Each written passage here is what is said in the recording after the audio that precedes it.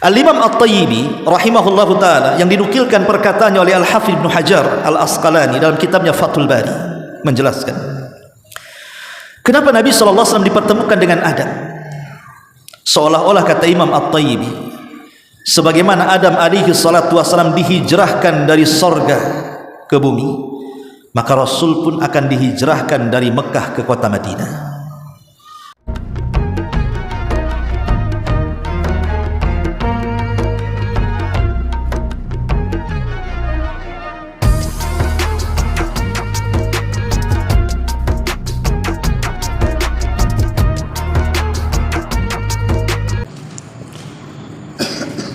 Bismillahirrahmanirrahim. Assalamualaikum warahmatullahi wabarakatuh. Alhamdulillah wassalatu wassalamu ala Rasulillah wa ala alihi wa sahbihi wa mawalah wa la hawla wa la quwwata illa billahi wa ba'du. Alhamdulillah, segala puja dan puji hanya milik Allah subhanahu wa ta'ala. Salawat dan juga salam tetap kita hadiahkan kepada Rasul kita Nabi besar Muhammad sallallahu alaihi wa ala alihi wasallam. Hadirin dan hadirat yang dimuliakan Allah subhanahu wa ta'ala, tema di malam hari ini tema yang ringan saja, khususnya kepada calon-calon duat, calon-calon dai. Ada peristiwa besar dalam sejarah yang bisa kita petik khususnya bagi para duat. Peristiwa yang merupakan mukjizat besar bagi Nabi SAW. Peristiwa itu disebut dengan peristiwa Isra dan juga Mi'raj. Di sini ada pelajaran, nanti kita akan fokuskan kepada calon-calon duat. Ma'asyiral muslimin yang dimuliakan Allah subhanahu wa ta'ala, peristiwa Isra Mi'raj ini menjadi polemik para ulama tentang kapan terjadinya. Ada yang mengatakan bahwa peristiwa ini terjadi di bulan Rabiul Awal. Ada yang mengatakan bahwa peristiwa ini terjadi di bulan Rajab. Ada juga yang mengatakan bahwa peristiwa ini terjadi di bulan Ramadan. Tapi yang masyhur bahwa peristiwa Isra dan Mi'raj itu terjadi di bulan Rajab. Tapi kita tidak bisa memastikan. Dan kita tahu bahwa peristiwa ini terjadi antara tahun ke-11 dari kenabian Nabi kita Muhammad sallallahu alaihi wasallam. Ada yang mengatakan terjadi tahun ke-12, artinya 1 tahun sebelum hijrah Nabi sallallahu alaihi wasallam. Adapun peristiwa ini digambarkan di 2 surat. Pertama, kalau kisah tentang Isra sendiri itu digambarkan dalam surah Al-Isra sendiri, ayat awal-awal di dalam surah Al-Isra. Adapun peristiwa Mi'raj itu terjadi dan digambarkan dalam Al-Quran dalam surah An-Najm. An-Najm itu artinya bintang. Ya, karena peristiwa Mi'raj ini Nabi SAW melintasi bintang-bintang, makanya diletakkan dalam surah An-Najm. Bagaimana kisahnya? Al-Imam Al-Bukhari meriwayatkan kisah Isra Mi'raj ini dalam sahihnya. Kemudian juga Imam Ahmad dalam musnadnya. Bahkan ulama-ulama ahli tarikh juga mengkisahkan dalam buku-buku sejarahnya tentang peristiwa Isra Mi'raj ini. Tapi ulama berselisih pendapat apakah Isra ini terjadi dengan ruhnya saja, artinya jasadnya tetap di bumi, ataukah hanya jasadnya saja, ataukah ruh dan jasadnya dinaikkan ke langit. Maka pendapat yang sahih menurut Al-Imam Ibnul Qayyim rahimahullahu ta'ala, bahwa peristiwa Isra Mi'raj itu birruhi wal jasad, dengan ruh dan juga dengan jasad Nabi. Makanya Imam Al-Qurtubi mengatakan, kalau seandainya Isra Mi'raj itu terjadi ruhnya saja, maka ini apa bedanya dengan mimpi? Tidak dijadikan mukjizat besar, layaknya orang bermimpi.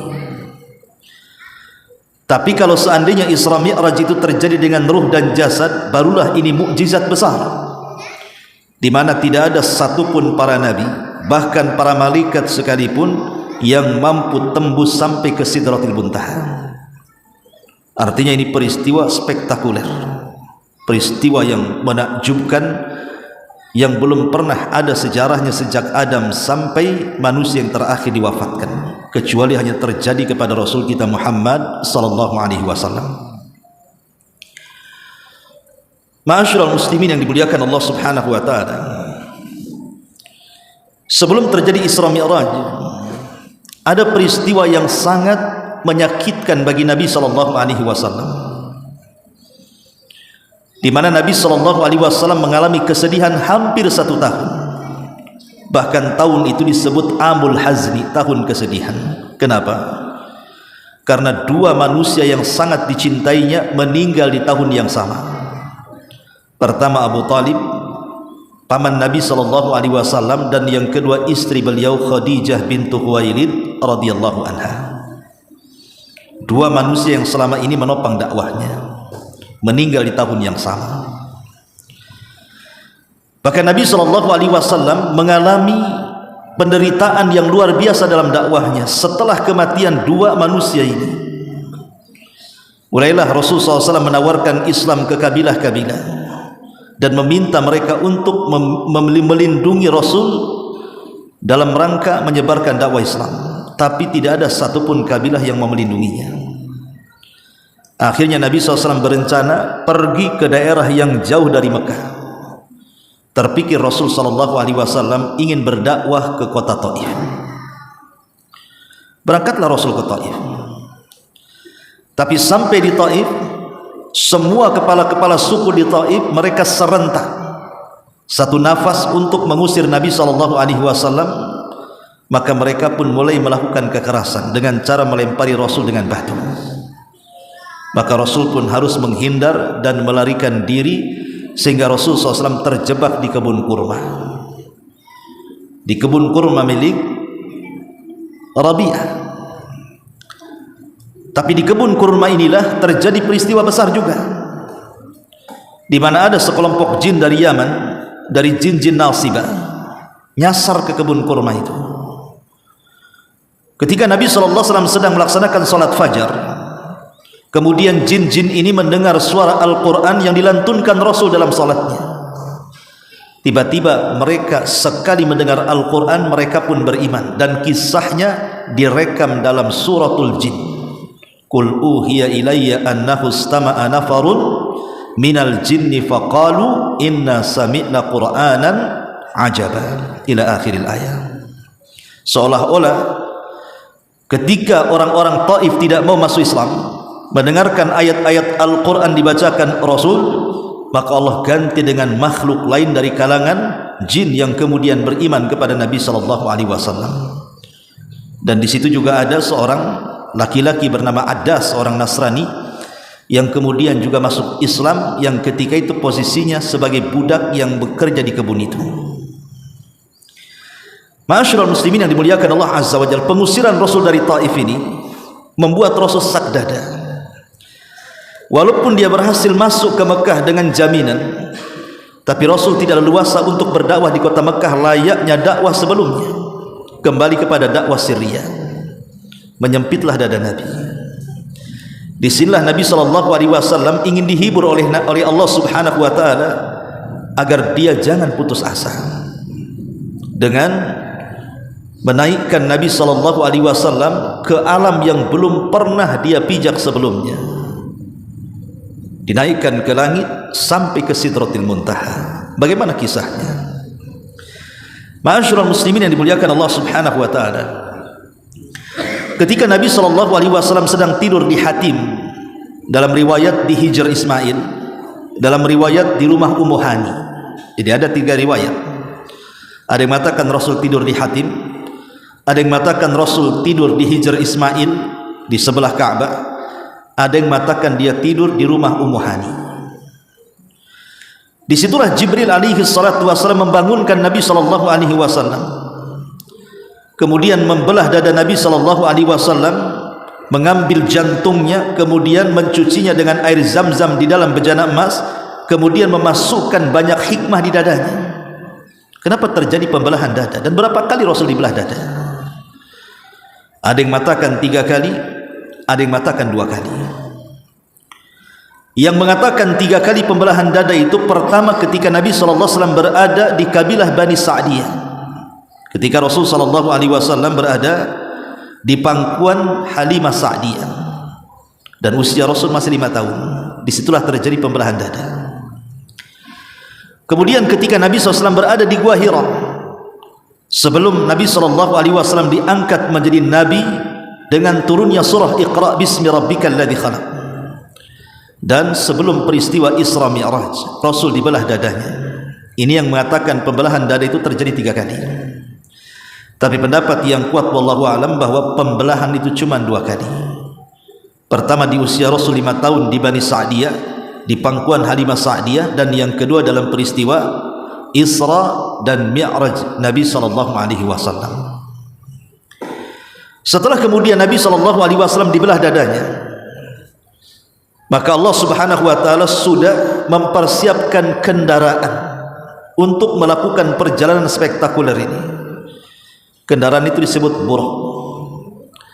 Dan buraq ini lebih kecil dibandingkan kuda, tetapi lebih besar dibandingkan keledai. Artinya di atas keledai, di bawahnya kuda. Tetapi sekali dipacu kakinya, langkahnya sejauh mata memandang, saking cepatnya. Dan buraq ini berwarna putih.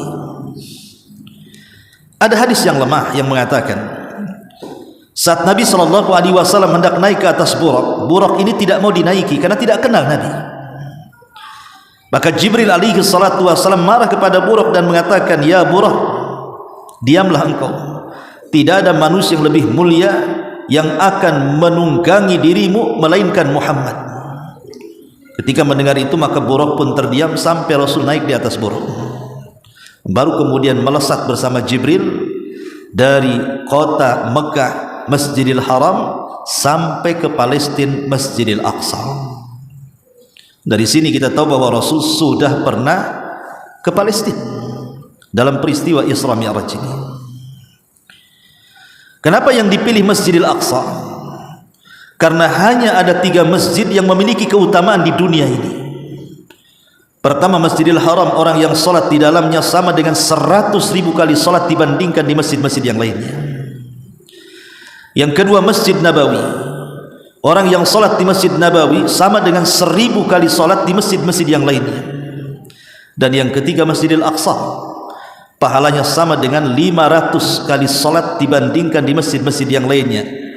Tapi riwayat ini dilemahkan, dan yang sahih 250. Jadi 1 kali salat di Masjidil Aqsa sebanding dengan 250 kali salat di masjid-masjid yang lainnya. Inilah riwayat yang sahih. Lah sampai di sinilah peristiwa yang disebut dengan Isra, dan itu digambarkan dalam surah Al-Isra di ayat pertama. Setelah Nabi SAW sampai di Masjidil Aqsa, rupanya Nabi SAW sudah dinanti oleh para nabi.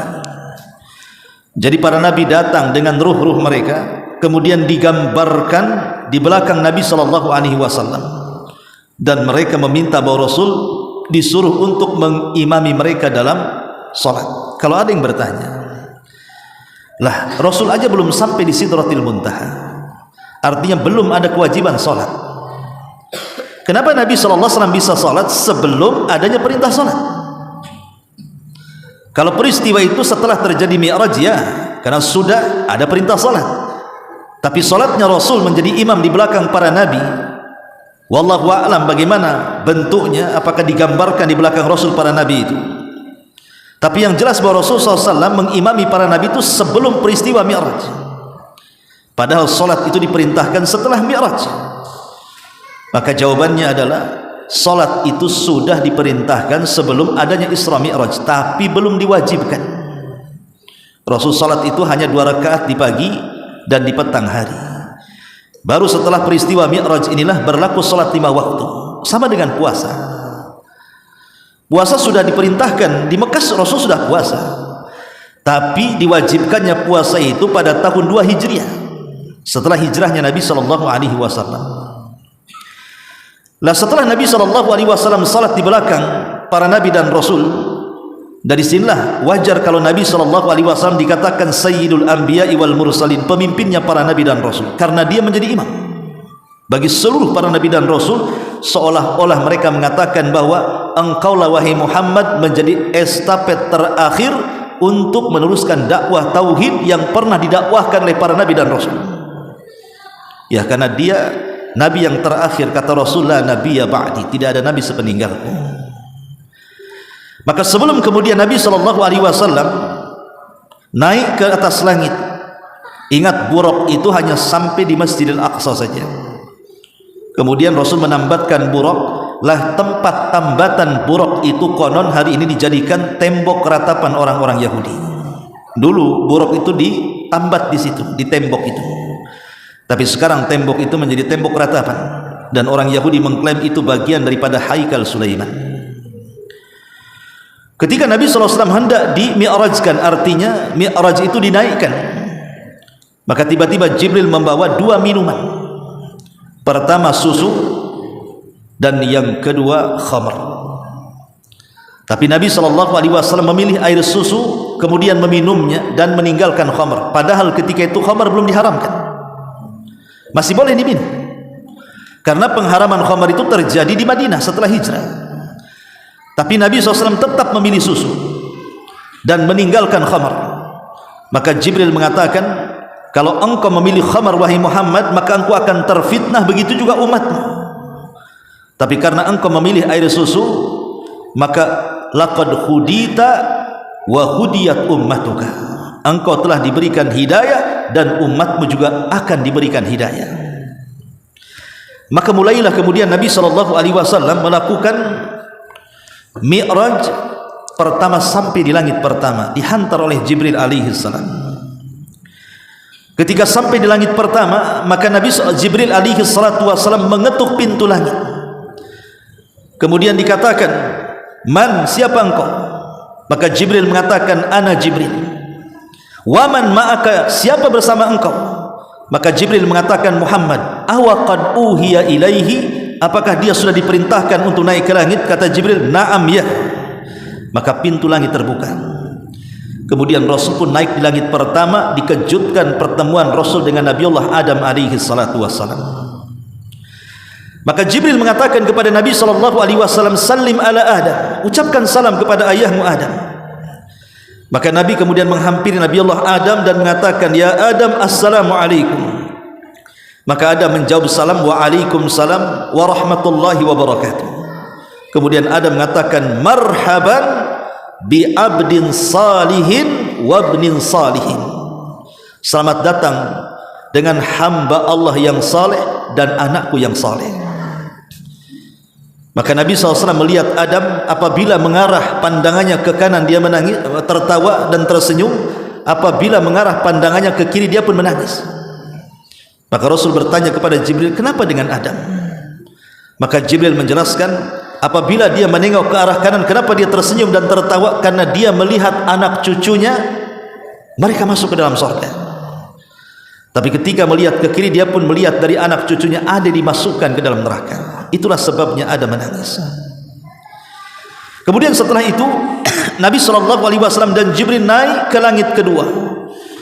Dan Abdullah ibn Mas'ud radhiyallahu anhu mengatakan jarak langit pertama ke langit kedua itu 500 amin, 500 tahun jaraknya itu. Tapi dengan sekejap mata saja akhirnya Jibril dan Rasul SAW berhasil mengetuk langit kedua. Kemudian Jibril meminta dibukakan. Maka penjaga pintu langit mengatakan, man, siapa kamu? Maka Jibril mengatakan, saya Jibril. Maka penjaga langit mengatakan, waman ma'aka, siapa yang bersamamu? Maka Jibril mengatakan, Muhammad. Kemudian malaikat penjaga pintu langit 2 mengatakan, awaqad uhiya ilaihi, apakah sudah diperintahkan dia boleh naik? Kata Jibril, ya. Akhirnya dibukalah pintu itu. Maka Rasul dikejutkan dan berjumpa dengan Nabi Allah Isa ibnu Maryam dan kerabatnya Yahya ibn Zakaria. Maka Jibril mengatakan, ucapkan salam, salim alaihima, ucapkan salam kepada keduanya. Maka Nabi SAW mengucapkan kepada kedua Nabi mulia dan mengatakan, assalamu alaikuma. Maka mereka mengatakan, waalaikumsalam warahmatullahi wabarakatuh. Marhaban bi abdin salihin wa akhin salihin. Selamat datang saudara dari hamba Allah yang saleh dan saudaraku yang saleh. Akhirnya Nabi SAW melanjutkan perjalanannya sampai ke langit ketiga. Di langit ketiga sama, penjaga pintu langit ketiga bertanya, man, siapa anda? Maka Jibril mengatakan, ana Jibril, saya Jibril. Kata penjaga langit ketiga, waman ma'aka, siapa yang bersamamu? Maka Jibril mengatakan, Muhammad. Maka penjaga langit mengatakan, awaqad uhiya ilai, apakah sudah diwahyukan, artinya sudah diperintahkan boleh naik ke langit ketiga? Kata Jibril, ya. Maka dibukakanlah pintu itu, naiklah ke langit ketiga. Maka Rasulullah SAW dikejutkan, berjumpalah dengan Nabi Yusuf alaihi salatu wassalam. Kemudian Jibril mengatakan, ucapkan salam kepada Yusuf. Maka Rasul mengatakan, assalamualaikum. Kata Yusuf, waalaikumsalam warahmatullahi wabarakatuh. Marhaban bi abdin salihin wa akhin salihin. Selamat datang hamba Allah yang saleh dan saudaraku yang saleh. Kemudian Jibril naik lagi dengan Rasulullah SAW ke langit keempat. Maka penjaga langit keempat bertanya lagi, man, siapa engkau? Maka Jibril mengatakan, ana Jibril. Waman ma'aka, siapa yang bersamamu? Kata Jibril, Muhammad sallallahu alaihi wasallam. Awaqad uhiya ilai, apakah sudah diwahyukan dia boleh naik ke langit keempat? Kata Jibril, ya. Maka dibukakanlah pintu langit keempat. Maka Rasul dikejutkan berjumpa dengan Idris alaihi salam. Maka Jibril mengatakan, ya Muhammad, ucapkan salam kepada Idris. Maka Rasul mengatakan, assalamualaikum. Maka Idris mengatakan, waalaikumsalam warahmatullahi wabarakatuh. Marhaban bi abdin salihin wa akhin salihin. Selamat datang wahai hamba Allah yang saleh dan saudaraku yang saleh. Kemudian Jibril naik lagi ke langit kelima. Begitu juga langit kelima, penjaga pintu langit bertanya lagi, man, siapa kamu? Maka Jibril mengatakan, ana Jibril. Padahal Jibril itu pemimpin para malaikat, tetapi tetap dia meminta izin, menghormati penjaga langit. Kemudian penjaga langit yang keempat, yang kelima mengatakan, man ma'aka, siapa yang bersamamu? Maka Jibril mengatakan, Muhammad. Awaqad uhiya ilai, apakah sudah diwahyukan dia boleh naik? Ya, kata Jibril. Maka dibukakanlah langit kelima. Maka Rasul dikejutkan berjumpa dengan Nabi Allah Harun alaihi salam. Maka Jibril mengatakan kepada Rasul, ucapkan salam kepada Harun. Maka Rasul mengatakan, assalamualaikum. Maka Nabi Allah Harun mengatakan, waalaikumsalam warahmatullahi wabarakatuh. Marhaban bi abdin salihin wa akhin salihin. Selamat datang hamba Allah yang saleh dan saudaraku yang saleh.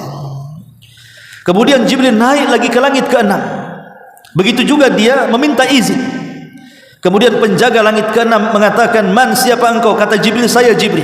Waman ma'aka, siapa yang bersamamu? Dia mengatakan, Muhammad. Awaqad uhiya ilai, apakah sudah diperintahkan dia boleh naik ke langit ke-6?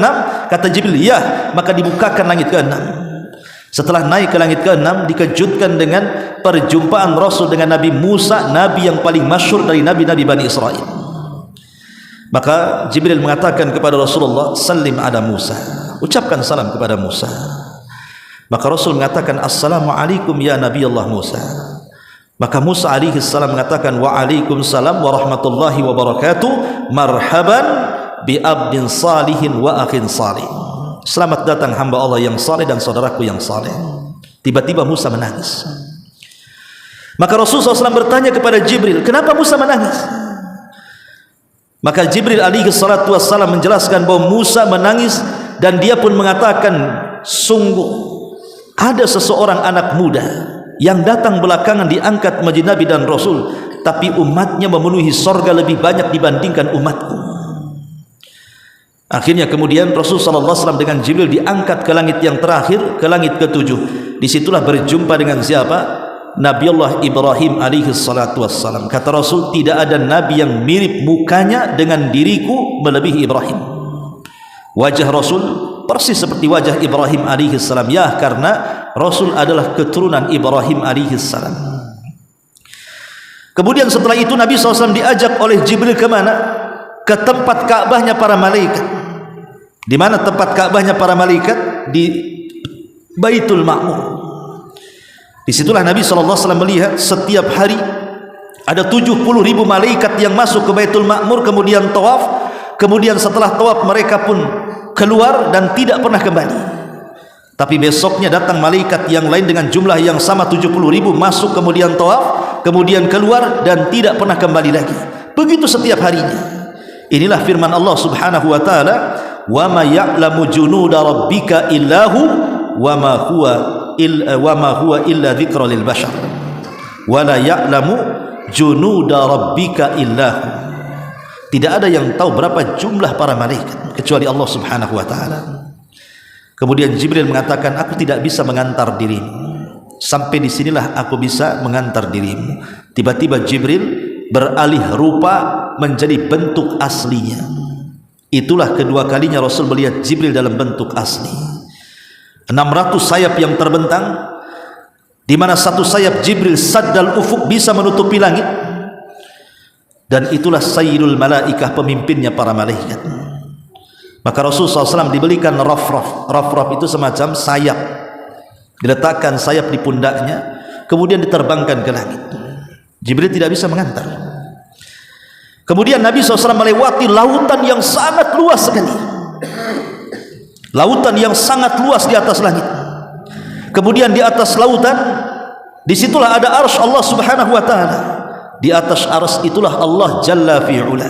Ar-Rahman alal arsy istawa. Yang Maha Rahman beristiwa di atas arsy-Nya. Lah Nabi SAW sampai di Sidratil Muntaha. Di atas Sidratil Muntaha itulah sorga. Indaha jannatul ma'wa. Fi Sidratil Muntaha indaha jannatul ma'wa. Sampai di Sidratil Muntaha, dan di atas Sidratil Muntaha itulah sorga. Dan ujung daripada sorga adalah arsy Ar-Rahman. Sebagaimana Rasul mengatakan, idza sa'altumullaha fas'alul firdausil a'la fa innahu a'lal jannah wa fawqahu arsyur rahman. Apabila engkau meminta sorga, langsung minta sorga firdaus, kan itu sorga yang paling tinggi, karena atapnya langsung arsy Ar-Rahman Allah Subhanahu wa ta'ala. Ma'asyiral muslimin, lah di atas Sidratil Muntaha inilah Nabi SAW mendapatkan dua perintah, dua perkara. Pertama, perintah salat 50 waktu yang menjadi ujungnya menjadi 5 waktu. Dan yang kedua, 2 ayat akhir daripada surah Al-Baqarah, amanar Rasul, dan begitu seterusnya. Kemudian Nabi SAW turun kembali ke mana? Masjidil Aqsa. Kenapa ke Masjidil Aqsa? Kenapa Rasul tidak langsung saja ke Mekah? Karena pintu langit itu sejajar dengan Al-Aqsa. Makanya Rasul harus balik lagi ke Al-Aqsa. Baru setelah kemudian ke Masjidil Aqsa, Rasul SAW naik buruk lagi. Kemudian sampailah Rasul kembali ke Mekah dan kembali ke Masjidil Haram. Itulah rangkuman daripada peristiwa Isra dan Mi'raj. Lalu apa pelajarannya? Ma'asyiral muslimin yang dimuliakan Allah Subhanahu wa ta'ala, ketika Nabi SAW naik ke langit pertama berjumpa dengan Adam, naik ke langit kedua berjumpa dengan Isa dan Yahya, naik ke langit ketiga berjumpa dengan Yusuf, naik ke langit keempat berjumpa dengan Idris, naik ke langit kelima berjumpa dengan Harun, naik langit ke langit ke berapa? Keenam berjumpa dengan Harun, keenam berjumpa dengan Musa, dan ketujuh berjumpa dengan Ibrahim. Pertanyaan pun muncul, kenapa hanya nabi-nabi ini saja? Bukankah Nabi itu ada 25 Nabi dan Rasul yang kita kenal dalam Quran?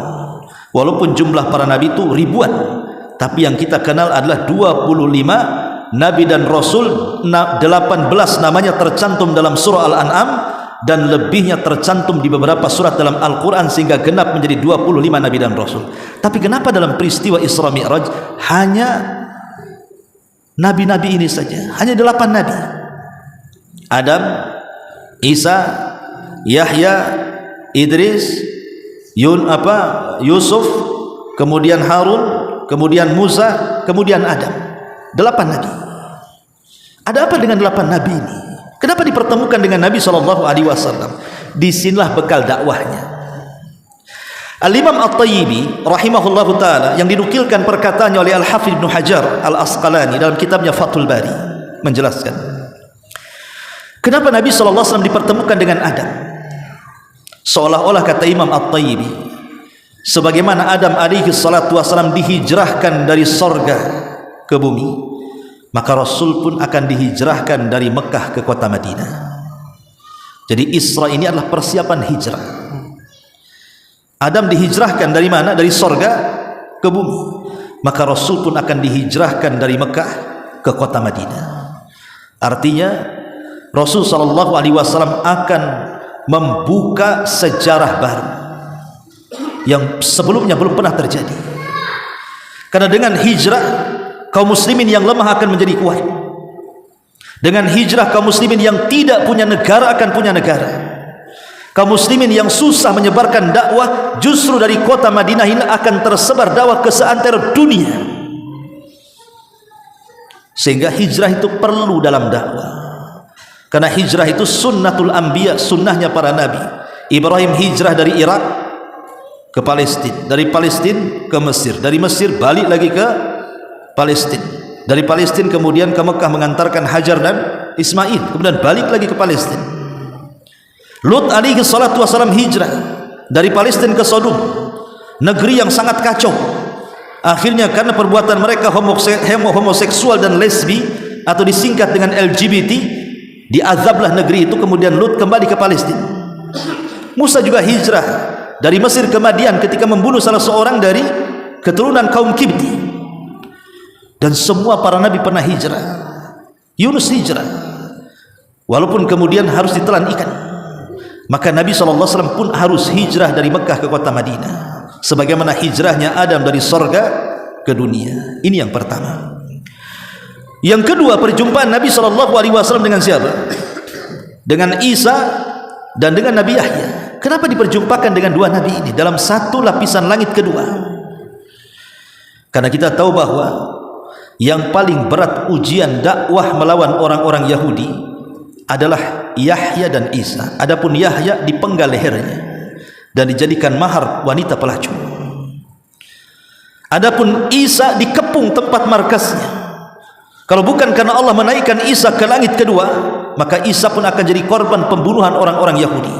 Seolah-olah perjumpaan Rasul dengan Isa dan Yahya ini mengatakan bahwa engkau akan diuji dengan orang-orang Yahudi di kota Madinah. Dan betul, setelah hijrahnya Rasul dari Mekah ke Madinah, musuhnya bukan kafir Quraisy lagi, tapi musuhnya lebih ganas lagi. Siapa? Orang-orang Yahudi yang menghalalkan segala cara untuk membunuh Nabi SAW. Sebagaimana Yahudi membunuh Yahya, memenggal kepalanya dan mengepung Isa sampai Isa harus diangkat ke langit, dan sampai hari ini belum mati dan akan turun di akhir zaman untuk membunuh Dajjal, mematahkan salib, membunuh babi dan menegakkan keadilan. Maka Rasul pun akan diganggu orang-orang Yahudi. Dan orang Yahudi adalah orang yang paling memusuhi Islam dibandingkan musyrik Mekah. La tajidanna asyaddan nasi adawatan lilladzina la tajidanna asyaddan nasi adawatan, gimana ayatnya? Lilladzina hudan walladzina asyraku. Engkau akan dapati manusia yang paling keras permusuhannya kepada orang-orang yang beriman. Pertama orang Yahudi, baru nomor 2 orang-orang musyrik. Lihat, Rasul akan berhadapan dengan orang Yahudi. Padahal orang-orang Yahudi sebelumnya menanti-nanti Nabi, tapi setelah nabinya muncul bukan dari Bani Israel, dari Bani Ismail, mereka menolak, kemudian hasad, kemudian berjanji untuk membunuh Nabi SAW. Sampai Allah katakan, walan tarda ankal yahud walan nasara hatta tattabi'a millatahum. Lan masuk pada fi'lul mudhari, bimakna ta'bid, artinya selamanya. Orang Yahudi dan Nasrani itu akan memusuhi kaum muslimin sampai kita ikut mereka. Tapi ini mustahil. Kemudian setelah itu Nabi SAW diperjumpakan dengan siapa? Di langit ketiga, Nabi Yusuf. Kenapa dengan Nabi Yusuf? Ada apa dengan Nabi Yusuf? Kita tahu bahwa Nabi Yusuf itu disakiti oleh siapa? oleh 10 saudaranya. Nabi Yusuf itu kan 12 bersaudara, dia dan Benyamin itu satu kandung, tetapi yang 10 saudaranya itu dari lain ibu, satu bapak, Yakub. Tapi yang 10 ini sangat hasad dengan Yusuf, sampai saking hasadnya karena merasa bahwa Yakub tidak adil dalam kasih sayangnya, akhirnya 10 saudaranya ini menculik Nabi Yusuf dengan alasan bermain dan minta izin kepada ayahnya. Rupanya setelah itu anak kecil ini dimasukkan ke dalam sumur. Kalau bukan karena pertolongan Allah, Yusuf mati dalam sumur itu. Tapi Allah tidak berkehendak mati, ditolong oleh para pedagang yang hendak mencari air. Ketika mencemplungkan timbanya, rupanya bukan dapat air, dapat pula anak kecil. Lah sebagaimana Yusuf alaihi salatu wassalam, yang mengganggu adalah orang-orang sekitarnya, saudara-saudara dan kerabat-kerabatnya, maka engkau juga wahai Muhammad sama. Terkadang tantangan dakwah itu justru sumbernya dari dalam, bukan dari luar. Justru tantangan dakwah hari ini bukan dari luar, kan, dari dalam. Kita orang-orang sunnah ini kadang-kadang yang mengganggu dakwah itu orang-orang sunnah sendiri, bukan orang-orang yang menyelisih sunnah. Yang mengacau dakwah sunnah ya orang sunnah sendiri, saling mentahdir sana sini, seolah-olah mereka paling benar sendiri dan si fulan hizbi dan begitu seterusnya. Nah, sebagaimana Nabi SAW juga akan dikhianati orang-orang dalam. Makanya siapa yang pertama musuhi Nabi sebelum Abu Jahal? Abu Lahab. Siapa Abu Lahab? Pamannya Rasul. Ketika Rasul berdakwah di pasar-pasar dan mengatakan qulu la ilaha illallah tuflihu, katakan la ilaha kalian akan sukses. Dalam riwayat tamliku bainal arabi wal ajam, kalian akan menguasai bangsa Arab dan Ajam. Abu Lahab datang membawa kerikil kecil, dia lempari punggung Rasul dan mengatakan la tusaddiquhu fa innahu kadzib. Jangan kau benarkan, itu pendusta, katanya. Sehingga orang-orang yang menyaksikan akan meragukan dakwah Rasul. Kalau pamannya sendiri mengatakan pendusta sementara dia orang terdekatnya, macam mana pula orang jauh? Maka terkadang dakwah itu justru yang paling berat dari dalam. Boleh jadi dari keluarga, boleh jadi dari pasangan, dari istri, dari suami, dari orang tua, dari anak, dari tetangga. Pokoknya Rasul akan mengalami itu, pengkhianatan dakwah dari dalam. Kemudian setelah itu Nabi SAW berjumpa dengan Idris alaihi salam. Kenapa diperjumpakan dengan Idris? Kita tahu bahwa Idris itu salah satu kemuliaannya adalah beliau Nabi yang diangkat ke langit dan diletakkan di langit keempat. Allah mengatakan wa rafa'nahu makanan aliyah, dan kami tempatkan Idris di tempat yang paling tinggi. Idris memiliki kedudukan yang tinggi di hadapan Allah.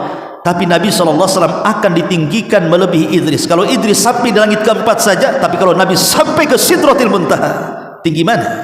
Sidratil Muntaha atau langit keempat? Langit keempat. Sidratul Muntaha lebih tinggi dibandingkan langit keempat. Dan Rasul akan diangkat lebih tinggi dibandingkan Idris alaihi salam. Kemudian setelah itu Rasul berjumpa dengan Harun. Kenapa diperjumpakan dengan Harun? Harun ini orangnya lembut, beda dengan Musa, orangnya keras. Sehingga Bani Israel lebih mencintai Harun dibandingkan Musa. Walaupun kenabian Harun itu atas permintaan Musa. Musa yang meminta kepada Allah agar Harun diangkat jadi nabi untuk menemani dia mendakwai Fir'aun. Tapi Bani Israel lebih mencintai Harun. Kenapa? Karena kelembutannya. Apalagi Harun itu, dia memang dari kecil sampai diangkat jadi nabi, hidup di tengah-tengah Bani Israel. Tapi Musa tidak. Sejak bayi hidup di rumah Fir'aun. Setelah tragedi pembunuhan, dia pun hijrah ke Madian. Kemudian nikah pula dengan orang Arab di Madian, bukan sesama Bani Israel. Kemudian pulang hanya sebentar dengan Bani Israel. Kemudian menjadi nabi dan rasul, mengajak Bani Israel. Sehingga kedekatan Harun dengan Bani Israel lebih dekat dibandingkan Musa. Apalagi sifat Harun terkenal kelembutannya. Seolah-olah pertemuan Rasul dengan Harun mengajarkan kepada Rasul dan kepada setiap yang ingin jadi seorang dai, lembutlah dalam berdakwah. Allah mengatakan la in kunta ghalidan qalbi lan faddu min haulik. Kalau engkau keras dalam dakwahmu, orang sekitar akan menyingkir. Maka narifku fi syai'in illa zana. Tidaklah kelembutan menempel pada sesuatu, pasti menghiasinya. Maka lembutlah dalam berdakwah seperti lembutnya Harun ketika berdakwah di tengah-tengah Bani Israel. Kemudian setelah itu berjumpa dengan Musa. Kenapa diperjumpakan dengan Musa? Nabi seolah-olah diajarkan oleh Allah Subhanahu wa taala, sabarlah engkau seperti sabarnya Musa. Musa itu nabi yang paling sabar. Macam-macam Bani Israel menyakiti Musa alaihi salatu wassalam, tapi Musa tetap sabar. Makanya Rasulullah SAW mengatakan, rahimallahu akha Musa, laqad udhiya katsiran fasabara. Semoga Allah merahmati saudara Musa. Dia sudah banyak ujian dari Bani Israel, tapi dia nabi yang sabar. Bayangkan, ujian Nabi Musa di tengah-tengah Bani Israel itu bukan hanya diperolok-olok dakwahnya, tapi kepada privasi dia, kehormatan dia. Gara-gara Musa tidak mandi bersama. Zaman dulu kan kalau mandi di sungai kan rame-rame itu, tapi Musa tidak mau mandi rame-rame, sehingga Bani Israel menganggap jangan-jangan Musa punya penyakit di badannya, malu dia mandi bersama-sama kita Bani Israel katanya. Sampai masalah privasi loh ya, masalah dalaman Nabi Musa dibicarakan. Akhirnya Allah Subhanahu wa taala membela nabinya, man adali waliyan faqad ahdzantuhu bil harbi. Siapapun yang memusuhi wali-wali Allah, apalagi nabi, maka dia mengumandangkan perang denganku. Maka Allah membela Musa dengan cara apa? Satu hari Musa mandi, kemudian pakaiannya diletakkan di batu. Ketika Musa sudah selesai mandi, hendak mengambil batu, batunya lari, dikejar batunya itu. Bayangkan, batunya lari, Allah buat batunya lari. Rupanya larinya batu itu melewati orang-orang Bani Israel yang sedang mandi. Musa sedang telanjang mengejar-ngejar pakaiannya. Disitulah Bani Israel melihat Musa ini memiliki badan yang sterek, kemudian kulit yang bersih, bahkan seindah-indahnya kulit yang tidak dimiliki oleh Bani Israel. Baru diam Bani Israel ini, sampai kepada masalah pribadi Bani Israel itu mencela Nabi Musa. Makanya Allah mengatakan kepada Nabi SAW dalam Al-Quran, fasbir kama sabara ulul azmi minar rusul. Sabarlah engkau Muhammad sebagaimana sabarnya ulul azmi dari kalangan Rasul. Sebagaimana sabarnya Nuh, sabarnya Ibrahim, sabarnya Musa, sabarnya Isa, tirulah sabar-sabar mereka. Kemudian terakhir, Nabi diperjumpakan dengan Ibrahim yang wajahnya mirip dengan Nabi. Seolah-olah karena Ibrahim yang membuat Ka'bah dari pondasi yang sudah dibangun sebelumnya, maka Ibrahim seolah-olah mewariskan Ka'bah kepada Nabi SAW, makmurkan Ka'bah itu. Alhamdulillah sampai hari ini umat Islam mengagungkan Ka'bah yang pernah didirikan Ibrahim, di mana setiap hari Ka'bah tidak sepi dari orang tawaf, baik umrah atau haji atau tawaf wada atau tawaf biasa. Ka'bah tidak pernah sepi, tidak pernah sepi, kecuali kemarin masa corona saja. Tapi setelah itu sampai hari ini tidak pernah sepi.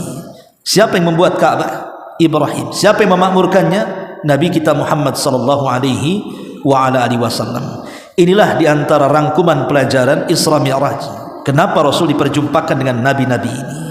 Mudah-mudahan bisa dipetik pelajarannya, dan kita akhiri kajian kita. Subhanakallahumma bihamdika asyhadu an la ilaha illa anta astaghfiruka wa atubu ilaik. Allahu ta'ala. Assalamualaikum warahmatullahi wabarakatuh.